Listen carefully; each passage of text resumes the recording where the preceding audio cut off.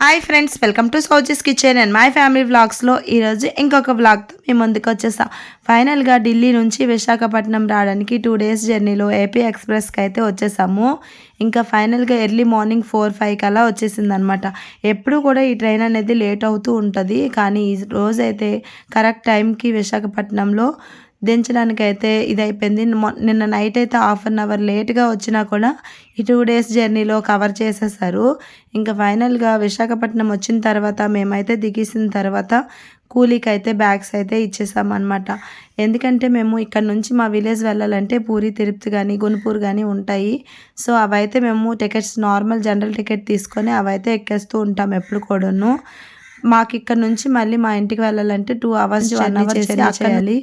ఇంకా 3 hours journey చేయాలి కాబట్టి ఈ విధంగా ఇంకా మా పిల్లలకైతే వాళ్ళు రిజర్వేషన్ చేసుకున్నా కూడా మా కోసం ప్లేస్ ఇచ్చి ఇంకా మా పిల్లలతో అయితే మంచిగా ఆడుకున్నారు. ఇంకా తనైతే సాఫ్ట్వేర్ జాబ్ చేస్తుందంట. ఇంకా మా పిల్లలనైతే అస్సలు ట్రైన్‌లో అస్సలు వదలలేదు. ఫుల్‌గా గేమ్స్ అన్నీ ఆడిపించింది. ఇంకా ఫైనల్‌గా మా విలేజ్ అయితే వచ్చేసింది. చీపురుపల్లి దగ్గర అయితే దిగేసాము. ఇంకా చీపురుపల్లి దగ్గర నుంచి ఇంకా మా విలేజ్ వెళ్ళాలంటే దగ్గర గంట 10 నిమిషాలు అయితే పడుతుందనమాట. సో ఇప్పుడైతే ఇదేదో ఢిల్లీలో దిగానా లేకపోతే ఎక్కడ దిగానా అన్నట్టు అయిపోయింది. ఫుల్ మంచుంది. ఇప్పుడైతే టైం వచ్చేసి 9-10 అలా అవుతుంది, కానీ ఇంత మంచుందనమాట. సో ఈ విధంగా ఇంకా ఫైనల్‌గా క్యాబ్ అయితే మా మామయ్య పంపించేశారు స్టేషన్‌కి.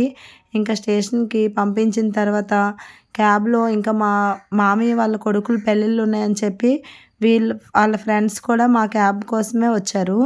ఇంకా అందరం కలిసి మా విలేజ్ అయితే వెళ్తున్నాం అనమాట.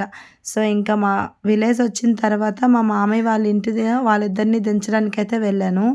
ఇంకా మా ఇంటికి వెళ్ళిన తర్వాత అస్సలు ఎక్సైట్మెంట్‌ని అయితే కవర్ చేయలేకపోయాను. మా మామయ్య అయితే ఇంకా మా కోసం వేడి నీళ్ళు అయితే అన్నీ విడిచిపెట్టేశారు. ఇంకా మేము వచ్చిన టైంకి రూమ్స్ అయితే ఎంత మంచిగా ఉంటాయి. మేము వెళ్ళిన టైంకి చూపిస్తే అసలు చాలా వరస్ట్‌గా ఉంటాయన్నమాట. మేమైతే ఈ విధంగా రెడీ అయ్యాము మ్యారేజ్ కోసం. అక్కడికి వెళ్ళిన తర్వాత వాళ్ళు ఎలా ఫీల్ అవుతారు ఏంటనేది నెక్స్ట్ వీడియోలో చూపిస్తాను, చూసేయండి.